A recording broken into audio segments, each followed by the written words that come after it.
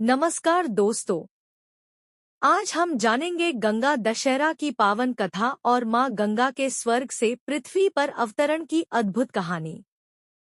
हिंदू धर्म में गंगा दशहरा का पर्व अत्यंत पवित्र माना जाता है। मान्यता है कि इसी दिन मां गंगा स्वर्गलोक से पृथ्वी पर अवतरित हुई थी। आइए जानते हैं इस दिव्य कथा को। प्राचीन समय में अयोध्या में राजा सगर राज्य करते थे। उनके 60,000 पुत्र थे। एक बार राजा सगर ने अश्वमेध यज्ञ का आयोजन किया। यज्ञ का घोड़ा देवराज इंद्र ने चुरा लिया और कपिल मुनि के आश्रम के पास बांध दिया। घोड़े की खोज करते हुए राजा सगर के पुत्र वहां पहुंचे और बिना सोचे समझे कपिल मुनि पर आरोप लगाने लगे। राजा सगर के पुत्रों के अपमानजनक व्यवहार से कपिल मुनि क्रोधित हो गए।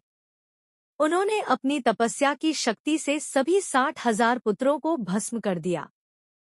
उनकी आत्माएं मुक्ति की प्रतीक्षा करने लगी। समय बीतता गया, लेकिन उन्हें मोक्ष प्राप्त नहीं हुआ। कई पीढ़ियों बाद राजा भगीरथ ने अपने पूर्वजों को मुक्ति दिलाने का संकल्प लिया। उन्होंने वर्षों तक कठोर तपस्या करके ब्रह्मा जी को प्रसन्न किया।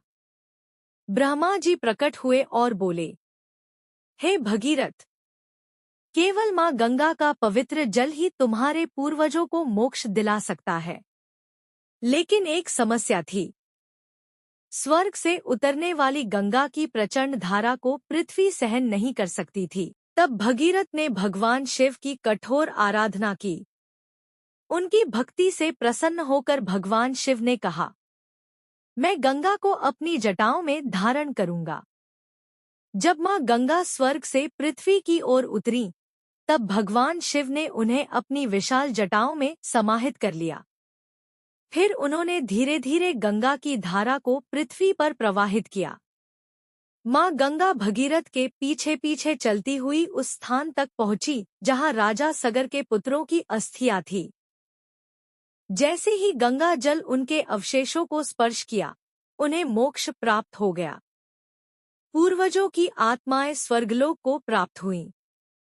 तब से मां गंगा को पतित पावनी और मोक्षदायिनी कहा जाता है। इसी पावन घटना की स्मृति में गंगा दशहरा का पर्व मनाया जाता है। इस दिन गंगा स्नान, दान पुण्य, दीपदान और मां गंगा की पूजा का विशेष महत्व माना गया है। मान्यता है कि श्रद्धापूर्वक मां गंगा का स्मरण करने से पापों का नाश होता है और जीवन में सुख, शांति तथा आध्यात्मिक उन्नति प्राप्त होती है।